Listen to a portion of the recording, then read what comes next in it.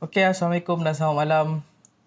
Setiap hari Selasa, seperti dijanjikan, kisah-kisah seram yang terbaru. Hari ni, aku syuting seorang je. Sebab Habib ada kerja dia. So, hari ni aku nak buat kisah seram pasal pohon. Dan jangan lupa tekan button subscribe, like dan komen. Bagi siapa yang dah pun follow channel kami, terima kasih banyak-banyak.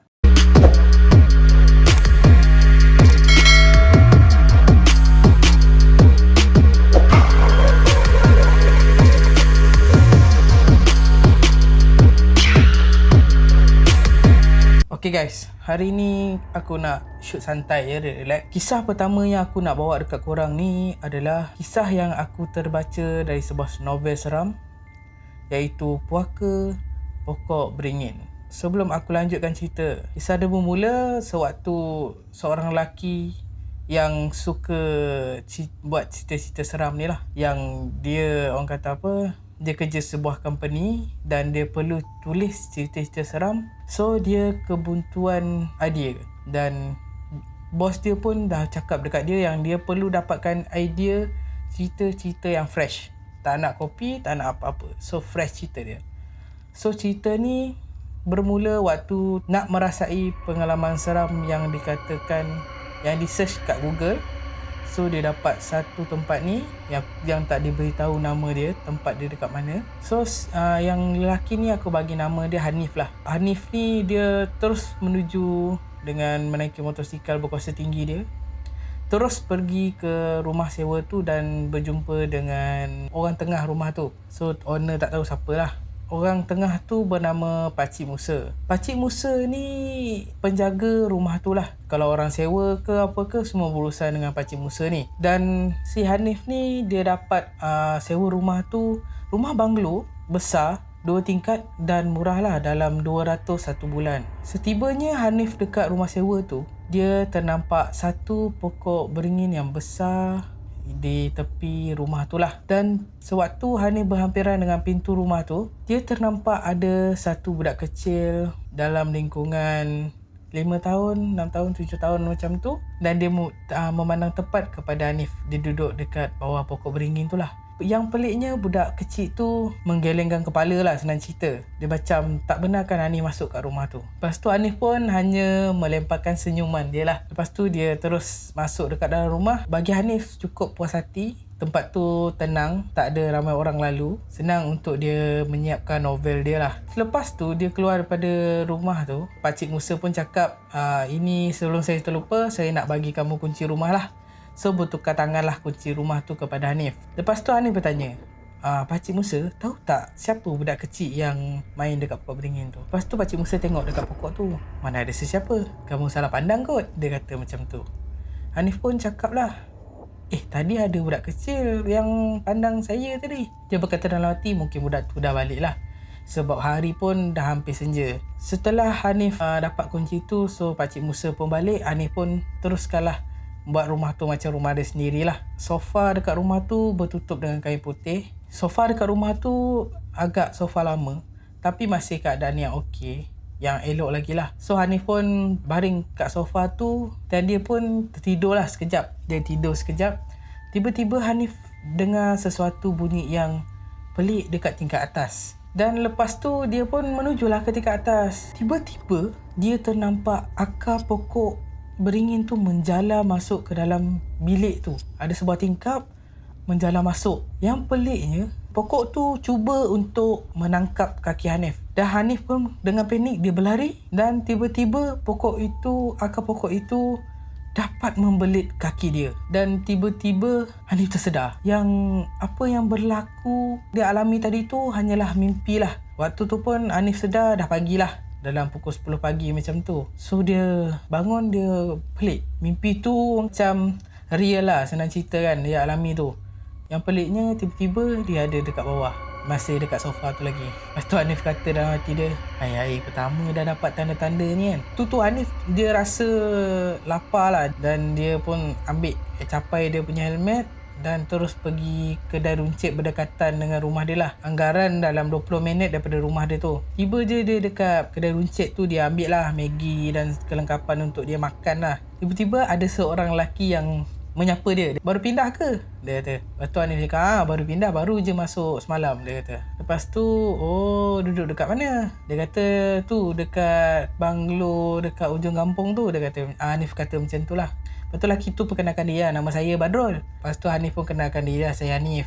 Saya seorang novelis. Yalah, penulis novel lah. Lepas tu Badrul cakap, orang novel pindah kampung ni, dia kata. Lepas tu Hanif cakap, tak adalah, saya cuma nak sewa dalam 1 bulan untuk saya tulis novel lah, dia kata macam tu. Lepas tu Badrul ni pun ajak lah si Hanif ni, jom kita pergi minum dekat kedai makan tu, boleh kita borak-borak. Lepas tu Hanif pun cakap, boleh juga, dia kata macam tu kan. So diorang ni pun pergilah kedai minum tu, diorang pergi makan. Lepas tu si Badrul tu pun cerita lah, dia tanya kan dekat Hanif tu, so macam mana semalam duduk rumah tu, okey tak, dia kata. So Hanif pun cakap okey je, tak ada apa masalah. Hanif ni macam nak sedapkan hati dia, dia tak nak lah cerita apa yang dia alami malam tadi. Tengah rancak diorang berborak tu, tiba-tiba ada satu makcik tua ni datang berdekatan dengan Hanif dengan Badrul ni. Makcik tua tu pun cakap, kau yang baru pindah dekat rumah tu kan, baik kau keluar sebelum pokok tu makan kau, dia kata macam tu. Lepas tu Hanif dengan Badrul ni pun pandang pelik makcik tu kan. Makcik tu pun dia beredar lah daripada situ. Lepas tu Hanif tanya dekat Badrul, kenapa dengan makcik tu? Lepas tu si Badrul ni pun ceritalah dekat Hanif, nama makcik tu Makcik Leha. Anak dia baru je mati 2 minggu yang lepas, dekat dengan pokok beringin yang dekat dengan rumah kau yang sewa tu, dia kata. Tapi yang peliknya, anak makcik ni kita jumpa mayat dia, tapi kita tak jumpa kepala mayat tu. Polis pun masih siasat dan tak jumpa pun kepala anak makcik tu. So Hanif pun pelik lah, dia teringat kan yang apa yang dia mimpi malam tadi. Selepas diorang rancak berborak, sarapan apa semua, si Hanif bagilah nombor telefon dekat Badrul, dan Badrul pun bagilah nombor telefon dekat si Hanif ni. Kalau apa-apa boleh call ke apa message kan, nak apa bantuan. Si Hanif pun terus menuju balik ke rumah. Setiba dia dekat rumah, dia macam pelik tau. Pokok tu seolah-olah macam memanggil dia tau, mengeluarkan suara menyebut Hanif. Dan dia terus terpandang ke arah pokok tu, dan Hanif ternampak macam ada lembaga tengah duduk di celah-celah daun pokok tu. Dan Hanif pun dia rasa macam takut lah kan. So dia pun terus masuk dekat dalam rumah tu. So dia kunci rumah tu dan dia terus menulis novel lah. Hanif buka laptop dia dan terus cuba mengarang satu cerita yang dia baru alami tu. Suku daripada cerita tu dan dia dah buntu lah idea nak teruskan cerita tu. Dan waktu tu pun dah mula senja lah. Dan waktu tu Hanif buka pintu rumah dia dan dia keluar lah saja nak ambil angin dekat luar. So dia ternampak lagi budak kecil tu. Budak kecil tu tengah main-main dekat pokok tu. Lepas tu Hanif pun pergilah nak tegur budak tu. Dia kata, hai dek, dia kata macam tu kan. So budak tu pun pandang dia, senyum je. Lepas tu Hanif pun tegurlah budak tu, adik duduk mana? Kenapa main nak dekat senja ni kan? Budak tu pun cakap lah, saya duduk dekat pokok tu. Dia tunjuk arah pokok tu lah. Lepas tu Hanif pelik, adik duduk kat pokok ni? Tiba-tiba dia nampak muka budak tu berlumuran darah. Bukan setakat muka je, leher pun berdarah. Dan leher dia macam terkulai hampir putus macam tu. Dan Hanif pun bundur-bundur lah sikit kan badan dia kan. Lepas tu budak tu datang dekat dengan Hanif, abang tolong saya bang, dekat pokok tu sejuk, dia kata macam tu. Lepas tu Hanif pun tutup mata, dia buka balik, budak tu hilang. Lepas budak tu hilang je, tiba-tiba di sebalik batang pokok tu, di belakang pokok tu keluar seorang nenek tua. Nenek tua tu hanya berjalan pandang dengan muka yang mengerikan lah. So Hanif cepat-cepat lari ke dalam rumah lah dan dia kunci rumah. Tiba-tiba waktu dia dah kunci rumah tu, dia pandang pintu, tiba dia dengar bunyi sesuatu dekat belakang dia. Lepas tu bila Hanif toleh, nenek tua tadi yang dia nampak dekat pokok tu ada dekat dalam rumah dia. Nenek tua tu berubah muka yang sangat mengerikan lah, dengan gigi yang tajam, mata yang merah, dan cuba menerkam si Hanif. Hanif terjatuh, dia pejamkan mata, dia menjerit. Lepas tu dia buka mata, nenek tadi dah hilang. So Hanif tak dapat tidur dengan lena lah, tidur dekat sofa tu. Dekat sofa tu lah dia buat kerja, dekat sofa tu lah yang tidur lah. Tiba-tiba pada waktu tu dalam pukul 2.30 pagi, Hanif terdengar bunyi kaca pecah dekat tingkat atas. So Hanif ni pun nak siasat berlari lah naik atas tengok apa keadaan dia kan. Tiba-tiba Hanif ni dia nampak akar pokok tu tengah menjalar masuk ke dalam ruang bilik tu lah dan ingin tangkap si Hanif ni. Sama seperti dalam mimpi dia. Lepas tu Hanif cepat-cepat tutup pintu bilik tu dan lari call si Pak Musa ni. Pakcik dia kata kan. Cepat pakcik datang. Pokok ni dia kata. Lepas tu kalau pakcik tak percaya, pakcik datang sekarang. Lepas tu Hanif pun duduklah dekat ruang tamu tu dengan keadaan yang orang kata apa, takutlah, resah. Tibalah Pak Musa ni dengan seorang kawan dia. So Pak Musa kata, kenapa ni Hanif kan? Pakcik tahu tak pokok tu berhantu, dia kata. Lepas tu pakcik Musa kata, iya ke? Dia kata macam tu. Kenapa tak macam tu? Habis yang kamu cakap pokok-pokok tu kenapa? Ni saya nak cakap dengan pakcik ni. Akar pokok tu menjalar masuk ke dalam rumah, dia kata macam tu. Dekat tingkat atas. Pak Musa ni pun bukan heran lah. Okay, jom kita tengok, dia kata macam tu. Pak Musa kata macam tu.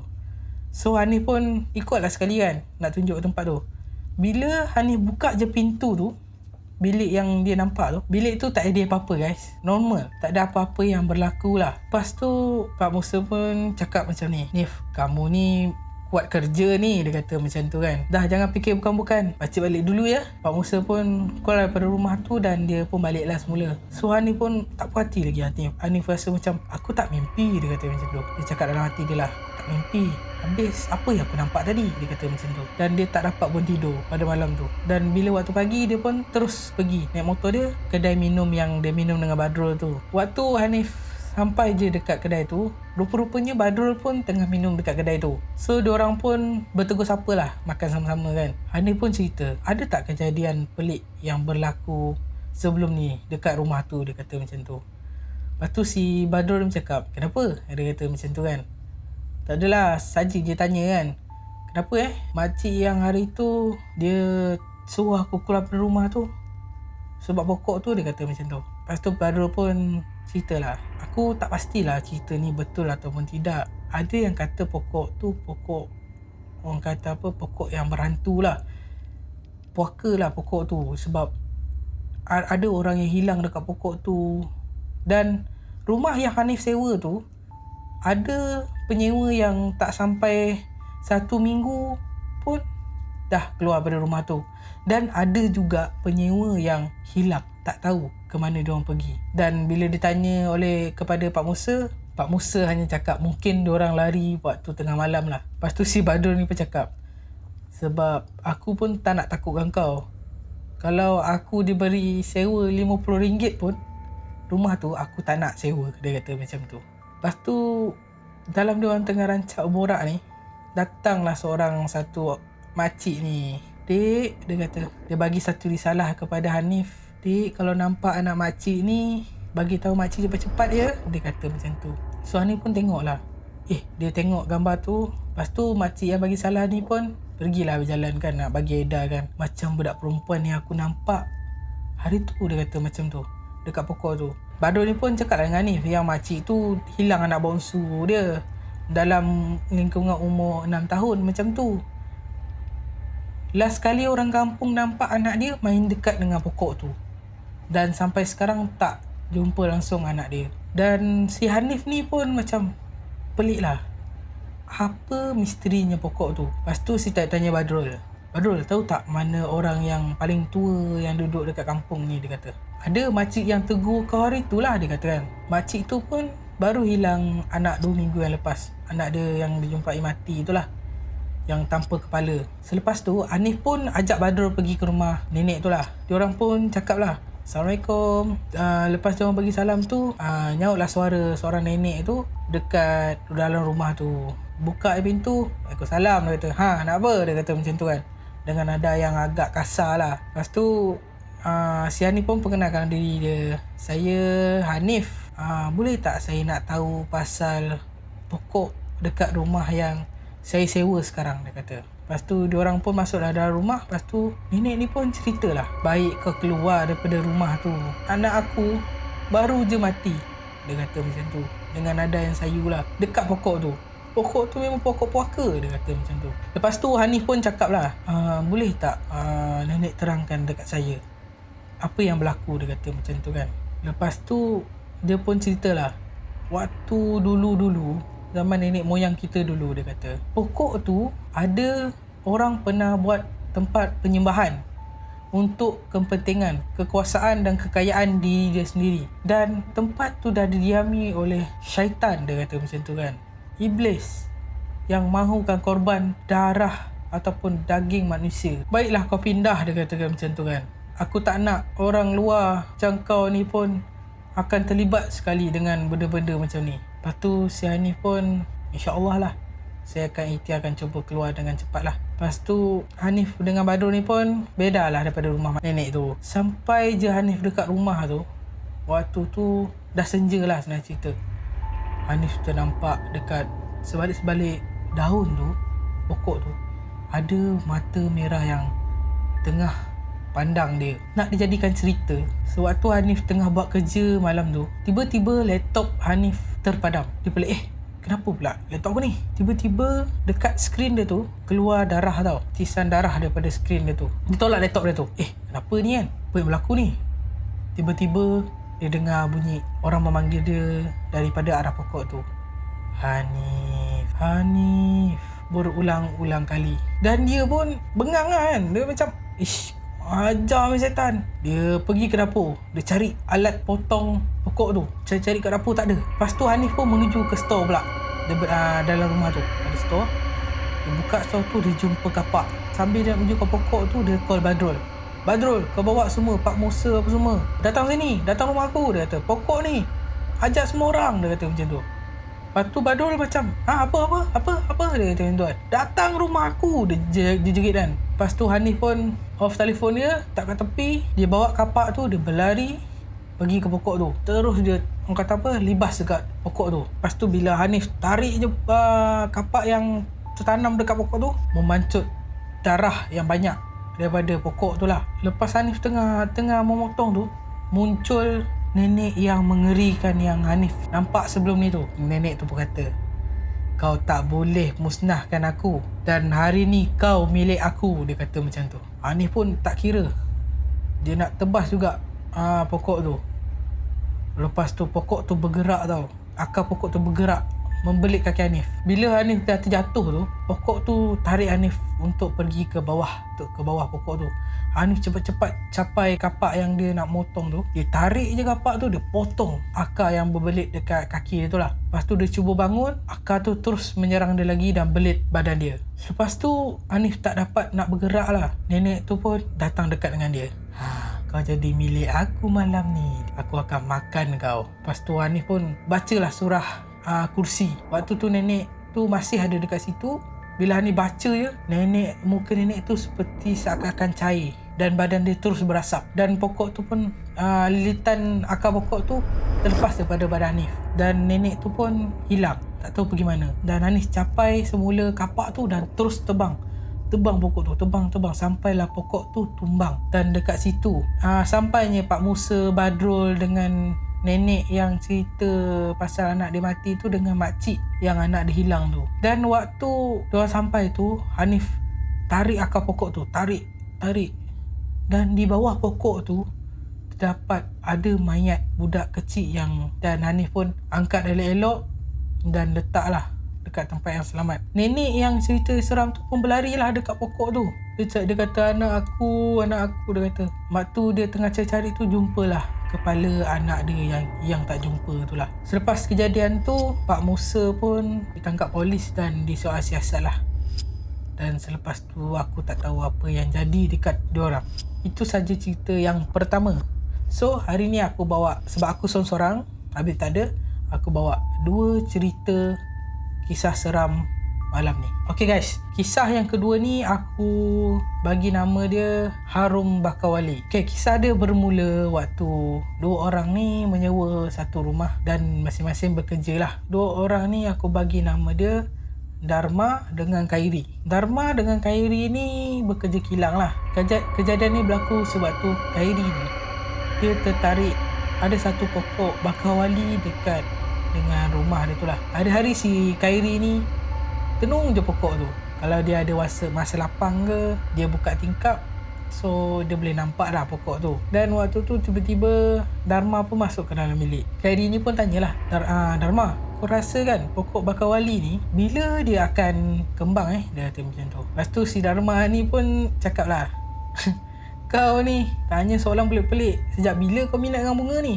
Dia kata kan. Lepas tu si Kairi ni pun jawab lah, tak lah, aku tertarik pula dengan pokok bakawali ni. Sebab dia macam bukan pokok bunga biasa lah, dia kata macam tu kan. Lepas tu Dharma pun, dia tengah duduk kat kursi dalam bilik tu, dia pun keluar lah. Dia macam berjalan keluar sambil tu dia cakap, pokok bakawali ni dia akan berkembang sampai masa dia. Dan dia akan keluar bau yang wangi seperti bedak, dia kata macam tu lah. Sampai je dekat pintu bilik tu, lepas tu dia jeling dekat si Kairi ni. So Kairi ni pun pandang lah. Kairi pun tanya, kau okey Dharma? Tu Dharma pun cakap, aku okey je. Lepas tu si Dharma ni terus menuju ke bilik dia sendirilah. Dan terus senyap. Kairi ni, dia pandang je pokok tu, dia macam berhalusinasi lah. Dia macam, hai bunga-bunga, dia kata macam tu kan. Bila kau nak kembang ni, dia kata macam tu kan. Sambil layan angin malam yang masuk ke dalam bilik dia pun terlelap. Tiba-tiba dia terjaga, dia terdengar tingkap bunyi yang kuat menghentam lah, macam tutup buka macam tu kan. Lepas tu dia terjaga, dia pun pergi ke tingkap. Aku tak tutup tingkap ke tadi? Lupa lah tu, dia kata macam tu kan. Lepas tu dia pun nak tutup tingkap tu, tiba-tiba ada satu angin yang menuju ke muka dia lah. Wangi dan sejuk je, tenang je, dia kata macam tu. Tenangnya malam ni, wangi, dia kata macam tu kan. So dia pun terus tutup tingkap tu. Dia pun terus baring balik semula. Lepas tu si Kairi ni pun tidur lah. Dan dia terbangun pada esok pagi dia tu untuk pergi kerja lah. Tiba-tiba dia nampak si Dharma ni baru masuk ke rumah. Kau daripada mana Dharma? Dia kata macam tu. Si Dharma ni pun cakap lah, aku kerja lah, dia kata. Aku shift malam tadi. Kau kenapa? Dia kata macam tu. Si Kairi ni pun cakap lah, bukan kau malam tadi lepak dengan aku ke dalam bilik? Yang aku tanya kau pasal bunga bakawali tu, dia kata macam tu. Mana ada, aku kerja lah, dia kata. Si Kairi ni pun, okey lah, aku nak pergi kerja ni. Yalah. Lepas tu Dharma pun, okey lah, aku pun gantung ni, nak tidur. Si Kairi ni pun terus lah pergi ke kilang kerja macam biasa. Waktu rehat tu dia tak pati lagi. Dia message, dia WhatsApp lah si Dharma ni. Dharma, kau cakap tu betul. Malam tadi kau tak ada balik ke? Dia kata macam tu. Si Dharma ni pun cakap, ya, aku tak balik, aku kerja. Apa kau ni? Yang merepek lah, dia kata macam tu. So si Kairi ni pun, pelik lah benda yang berlaku ni kan. Lepas tu Kairi ni pun borak-borak lah dengan kawan dia dekat situ kan. Weh, korang tahu tak pasal pokok bakawali ni? Aku tiba-tiba minat lah dengan pokok ni. Lepas tu ada kawan dia yang tengah lepak-lepak sekali tu cakap lah, pokok bakawali ni ada penjaga dia tau, dia kata macam tu. Dan dia kalau nak berkembang, bunga dia tu hanya di tengah malam saja. Dan kalau nasib kau baik, kau akan nampak ada wanita yang tengah tengok bunga tu waktu dia tengah berkembang tu lah. Lepas tu si Kairi pun cakap, ya ke kan? Ya betul kau ni. Lepas tu kawan dia pun cakap, aku cuma baca je, aku tak tahulah benda tu betul ataupun tidak, dia kata macam tu kan. Mana dah tahu nanti kau jumpa pula, dia kata macam tu. Lepas tu Kairi ni pun buat dono lah, saja je kawan aku nak menakutkan aku, macam tu lah kan. Kejadian tu berlaku hinggalah ke hari yang ke-6. Waktu tu Kairi tengah lepak kat rumah seperti biasa, damak kerja lah. So Kairi tengah buka tingkap sambil main gitar. Dia main gitar dan nyanyi lagu. Lepas tu tiba-tiba dia dapat bau yang wangi tau. Ada satu benda angin masuk daripada tingkap, lepas tu ada bau wangi. Dia dah tak sedap hati dah. Apa tu So dia tutup mata, dia main je. Bila dia main tu, tiba-tiba dia dapat rasa bau yang wangi tu makin lama makin dekat dengan dia. Tapi si Kairi ni tak berani nak buka mata tau. Dia main je. Tiba-tiba bau tu lagi kuat bau dia. Makin dekat. Macam ada benda tengah bernafas dekat depan muka dia lah. Cuma dia kaku, dia tak boleh main. Dia lelap je mata dia. Dia tak nak pun tengok apa yang ada dekat depan dia sekarang. Lepas tu tiba-tiba bau tu pun hilang. Bila bau tu dah hilang, dia buka mata. Apa yang tadi? Dia kata macam tu kan. Pelik lah. So waktu tu dah jam menunjukkan pukul 10 malam lah. Si Si Khairi ni pun nak letak gitar. Dia letak gitar dekat tepi katil. Lepas tu dia nak tutup tingkap tu. Lepas tu dia nak tutup tingkap tu, dia dengar bunyi grill dia macam terbuka lah. Lepas tu dia pun pergilah. Grill tu pintu sliding door yang ada lansir lah. So Khairi ni pun cakap dalam hati dia, nak buka ke tak nak Dia kata macam tu kan. Nak buka ke tak nak? Kalau aku buka, buat je ada benda tu, mampus aku kan. Lepas tu dia pun abaikan je lah. Tu dia masuk dalam bilik. Lepas tu nak tutup tingkap tu, dia dapat tercium bau yang harum sangat. Dia kata, bau apa ni? Wanginya, dia kata macam tu. Lepas tu dia nampak bunga tu dah mula berkembang lah. Dah mula nak kembang kan. Bunga tu nak kembang lah, dia kata macam tu. Lepas tu si Khairi ni pun lari keluar nak pergi tengok pokok tu kan. Waktu tu dikatakan pokok tu berkembang. Waktu tu bulan tengah mengambang lah. So bulan terang. Dia tengok pokok tu dengan cahaya bulan lah. Dia kata, cantiknya, cepatlah nak kembang habis, dia kata macam tu kan. So dia tunggulah. Tiba-tiba dia dengar bunyi gitar dalam bilik dia tu dipetik lah. Tapi hanya dengar dalam beberapa saat saja. Dia pelik, aku kat rumah ni seseorang. Siapa yang petik gitar tu? Tiba-tiba si Khairi ni tak puas hati, dia nak menuju masuk ke dalam rumah lah. Bila dia nak berjalan 2-3 tapak daripada pokok tu, tiba-tiba badan dia seperti dikunci. Macam kenapa ni? Dalam waktu yang sama dia tengah terkaku ke depan pintu tu, dia terdengar bunyi suara yang memanggil nama dia. Khairi, dia kata macam tu. Si Khairi ni pun siapa panggil aku tu? Dia pun toleh lah ke belakang, ke arah pokok tu lah dia toleh. Tiba-tiba dia nampak satu wajah wanita yang sangat cantik berdepan dengan pokok tu. Lepas tu si Khairi ni pun cakap lah, kau siapa? Dia kata macam tu. Apa kau buat kat rumah aku ni? Dia kata macam tu kan. Lepas tu perempuan tu pun cakap, jangan risau, saya adalah penjaga pokok ni, dia kata macam tu. Lepas tu si Khairi pun cuba bergerak dekat dengan pokok tu. Hanya dia antara dengan perempuan tu pokok yang memisahkan lah. Tu batas dia pokok je. Lepas tu perempuan tu pun cakap, terima kasih ya sebab dah jagakan pokok ni untuk saya. Sambil tu perempuan tu menghulurkan tangan dia untuk bersalaman. Yang buatkan Khairi terkejut, perempuan tu seakan-akan terapung lah. Terapung, kaki dia tak menjejak tanah. Dan dia terbang macam tu melepasi pokok tu. Badan dia tembus pokok tu. Tak ada apa-apa efek. Lepas tu bila dekat dengan Khairi, yang dekat, kau siapa? Dia kata macam tu kan. Selepas tu perempuan tu pun cakap lah, jangan takut, saya cuma nak ucapkan terima kasih dekat kamu telah menjaga pokok ni untuk saya. Sambil dia menghulurkan tangan tadi tu lah. So Khairi ni dia terpukau lah. Wajah perempuan tu cantik, bau dia wangi sangat, seakan-akan bau sama dengan pokok yang Khairi suka tu. Dan tanpa ragu-ragu, Khairi pun hulurlah tangan dia. Dan perempuan tu pun cakap, sebabkan kau dah jaga pokok ni, kau pun milik aku, dia kata macam tu. Sambil perempuan tu mengilai dan hilang. Selepas waktu pagi tu, kejadian tu, si Damak pun baliklah ke rumah. Kan, lepas dia habis kerja tu, dia terus balik ke rumah lah sebab dia nak balik tidur. Si Damak ni pelik, pintu rumah tak berkunci, terbuka pula tu. Mana si Khairi ni? Lepas tu si Damak ni pun menujulah ke bilik Khairi. Dengan bilik Khairi tingkap terbuka. Manalah budak ni? Dan si Damak ni pun keluar daripada rumah tu tengok. Pokok ni dah kembang lah, dah layu, dia kata. Bila pula dia berkembang macam tu kan? Lepas tu Damak ni pun terus cari Khairi. Dan sampai sekarang tak dapat dijumpai lagi Khairi. Dan tak tahu apa jadi Khairi sekarang. Okay guys, itu saja kisah seram yang aku dapat cerita kat korang hari ni. Yang baru datang ke channel ni, jangan lupa tekan button subscribe, like, komen. Dan jangan lupa tekan button loceng untuk korang dapat update video kita orang yang terbaru. Yang dah subscribe dan follow kita orang punya channel, terima kasih banyak-banyak. Jumpa lagi. Bye-bye.